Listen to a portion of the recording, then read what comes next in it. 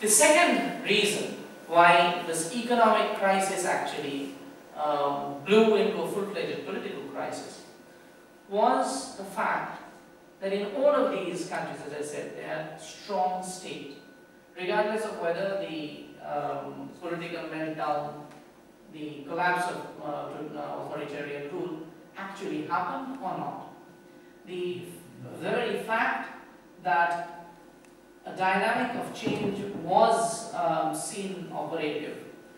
makes you look at the countries that had seen that change, and apart from Lebanon,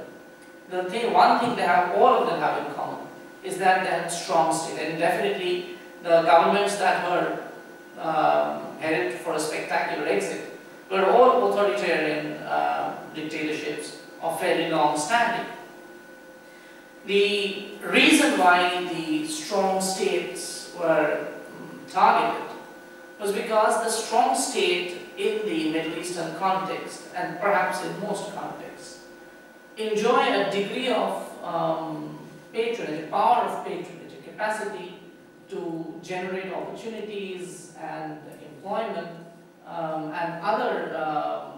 frequently stops for the people. Largely so that the people do not question the existence of authoritarian rule. That was an important factor in giving a sense of stability in this region, both internally and externally. Externally in the sense of, in terms of global alignment in the Middle East, there have been very few changes over the last 20 years if you leave aside America's for long-term falling out with Iraq in the early 1990s and then gradual attempt at bringing some kind of order. But internally, and that is the more significant thing, almost all the Middle Eastern states, as many of you would probably be knowing, are creations of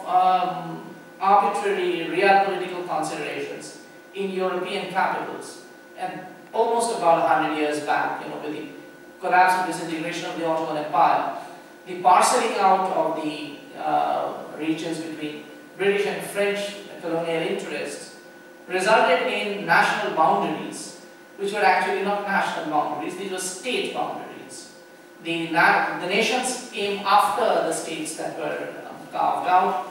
and within each of these states there were multiple tribal, ethnic, religious, sectarian divisions that have always created major problems of social fault